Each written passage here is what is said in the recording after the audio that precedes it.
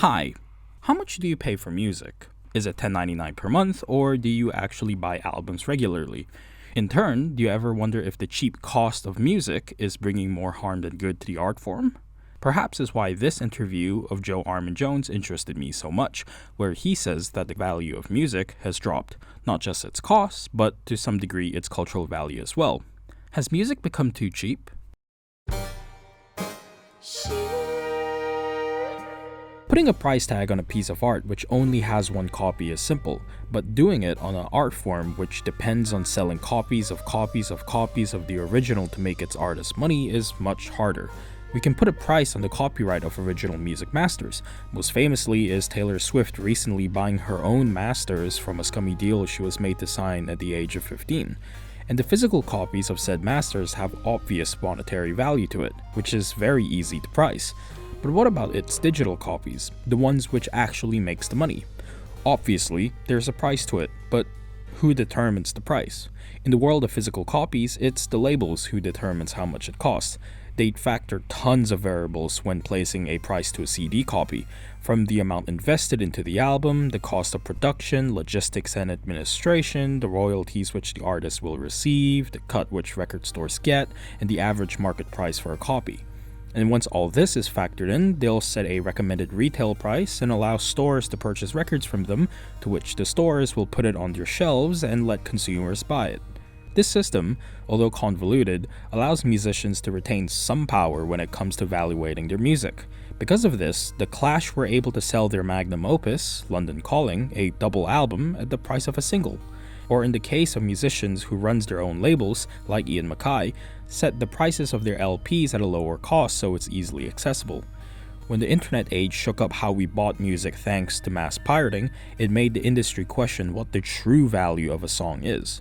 On digital storefronts like iTunes, obviously musicians and labels retain power to price songs and albums, but the allure of free music through LimeWire, Napster, and SoulSeek was just right there for the taking for consumers. Frankly, it was and still is just as easy to torrent an album than it is to buy it on iTunes or the plethora of other digital storefronts.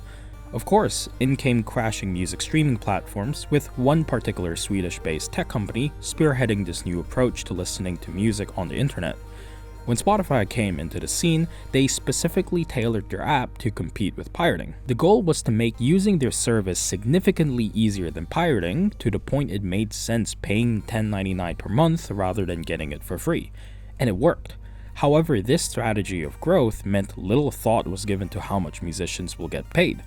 It was never meant to eliminate pirating, just become a more profitable version of it. Profitable for the tech company, of course. Music just so happens to be cheap and easily exploitable in the first place. Streaming apps are ubiquitous in our daily lives. So as an artist, there is a lot of conflicting thoughts running through your head. You have to sell your music online as this is the best way to reach the most ears. However, exclusively selling your music on platforms like iTunes or Bandcamp, where you can retain some control over price, might incentivize pirating, considering it takes just as much effort to buy songs as it does to pirate. However, Spotify and the like is cheap for users, and whenever they play a song, you get money from it. And streaming is significantly easier to use than pirating because it's designed to be that way, so there's no real risk to turning users to pirating. However, you, as the artist or label, will never be in control of the price per stream. The power dynamics in this instance has shifted significantly. In the era of storefronts, there was a mutual benefit to artists and record shops. Retailers stock record labels' albums, so customers come to their stores for patronage, and in turn, the store will stock the albums across their franchise and partners to help you reach an international audience. It feels like this unspoken mutual benefit should retain in the streaming era, except it hasn't. It's the artist and record label who has to bow down to streaming platforms. It's the streaming platforms which has all the bargaining chips. There is a degree of mutual benefaction, but it is heavily outweighed to the side of the streaming machine. They have the most reach, so labels and musicians naturally want to put their material on it. If you don't, then the alternative is selling digital and physical copies. However, that highly restricts the audience you're able to reach, and once again, barrier of entry and pirating.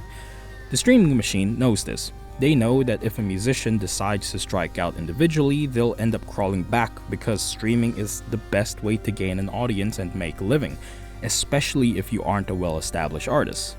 So, who determines the price of music today? It's the streaming apps. So, what do they say is the value of music? Well, to Spotify, a single stream is roughly worth 0.3 to 0.5 cent per play. If you're Apple Music or Tidal, it slightly increases to 1 cent per play. In comparison to the pre-streaming age, the amount is paltry, disgustingly so.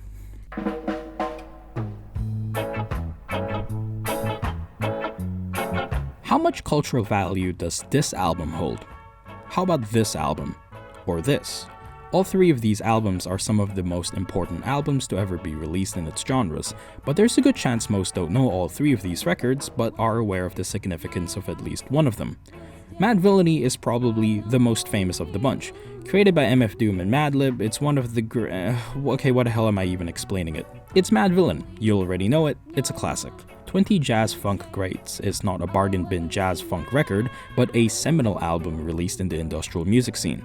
Without it and Throbbing Gristle, there would be no Nine Inch Nails, Swan, Big Black, and a myriad of other experimental acts we love. Anthology of American Folk Music is the most obscure of the bunch, but any ethnomusicology nerds watching this understands its importance. Although it came out to relative obscurity in 1952, this comprehensive 4+ hour-long record, which compiled folk music across the states, went on to influence an entire generation of singer-songwriters in the late 50s to 70s. Look into the legacy of each of these records and you cannot doubt that they all have as much cultural significance as each other. Although you may be thinking, Mad Villainy is the most well-known record, so clearly that's the most influential. Well, if we are to think of it as purely a popularity contest, then yeah, Mad Villain takes the cake. But if that were so, many of Drake's records would be far more culturally important than any of these three, or these dozen other records, which is just patently not true. So let's define cultural value real quick. Well, to start off, cultural value is inherently abstract. That's not really something which can be evaluated properly. When we talk about the cultural value of a piece of music, we are mainly talking about the impact, influence, and legacy it has, can, and will leave behind to its community. Pretty vague, ain't it? This is one of the simplest ways I can explain it, and it really isn't all that useful. The cultural value of a particular album is all dependent on where you stand. To me, Anthology of American Folk Music is one of the most important albums of all time, but that's just because I'm a big fan of ethnomusicology and folk. It's fair to say that Mad Villain holds more value as it has gone on to influence an entire generation of rappers today. And the same can be said for Drake. I may not be the biggest fan, but you can't deny that he does have a lot of cultural sway. The thing which truly matters is whether the cultural value of said music is positive or negative. Yet another vague concept. So what truly makes a piece of art good or bad for the culture? When the Kendrick and Drake beef ensued last year, it was made clear why Drake was not part of hip-hop culture, but someone who picked at it like a vulture. His inauthenticity, obvious money-grabbing moves, and general douchebaggery made him completely unlikable. He may be popular and sells tons of records, but has zero cultural value to hip-hop. And when Kendrick Lamar tore him apart, one of his sticking points was that he was one of the reasons why the art form of hip-hop was slowly dying. Perhaps this is what Armon-Jones was trying to get across in the interview. It's not that art, which tries to push the boundaries and culture forward, isn't being released today, it very much is. You see, even if music which pushes the art form is still regularly being released, it can't leave much of a legacy or hold high cultural value if it isn't widely recognized. Once upon a time, the likes of The Roots, Nine Inch Nails, System of a Down, Bjork, and Aphex Twin were all mainstream. Not the most experimental acts, but pretty damn subversive when compared to their contemporaries on the charts.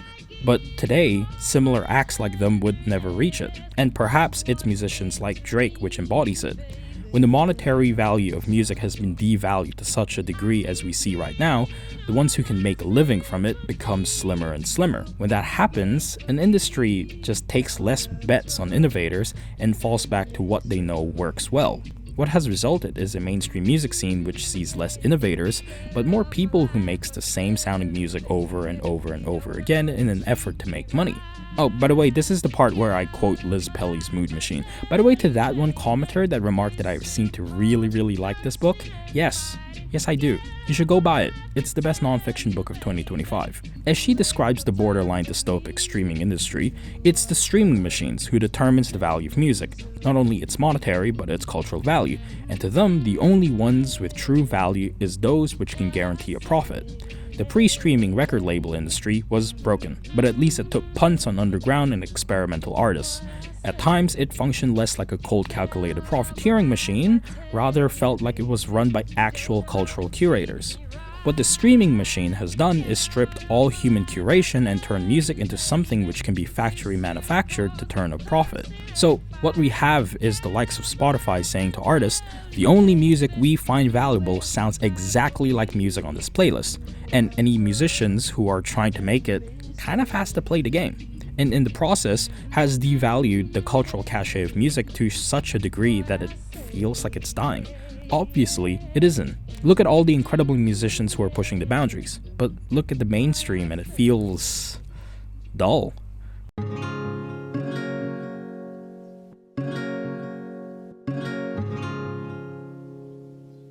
Capitalism as a system is inherently exploitative of its workers, and the music industry is no different. Musicians are, even at the very top, regularly exploited, be it forced to agree to horrible percentage splits to remain signed to a label, not being able to own your masters, or having to make music you don't want to just to make a living. And for those in the indie scene, profits from online streaming and music buying are paltry. Physical copies can offset it, but it's hard to stay afloat constantly doing that. And the few steady sources of income artists have, namely touring and merch selling, is seeing them exploited by ticket reselling sites.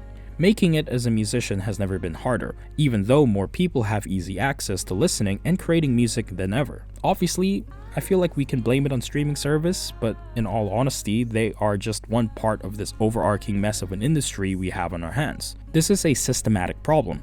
When workers are exploited, their work not only becomes very cheap, but so too does their cultural value. Let me give you a non-music example. I'm really into heritage boots and jeans. Yes, I'm one of those guys. However, instead of buying Red Wings, Naked and Famous, or the myriad of Japanese brands, I choose to buy Jim Green and custom jeans from Bespoke Denim. Not because they are significantly better.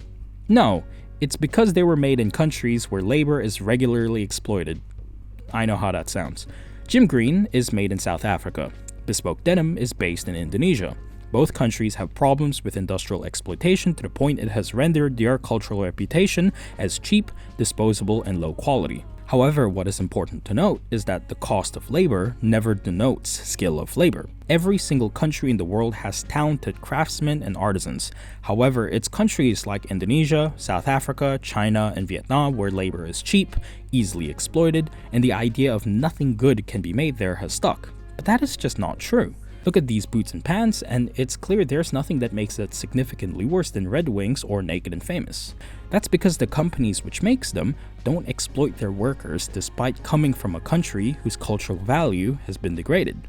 Jim Green is proud of the fact they're made in South Africa, specifically in the city of Pietermaritzburg, and that they pay a full working wage plus bonuses in a country which legally allows its factories to pay less than that. Bespoke Denim is proud of the fact they are made in Bandung, a city just a train ride away from me, and regularly highlights their tailors. They care about their craft, and you can tell.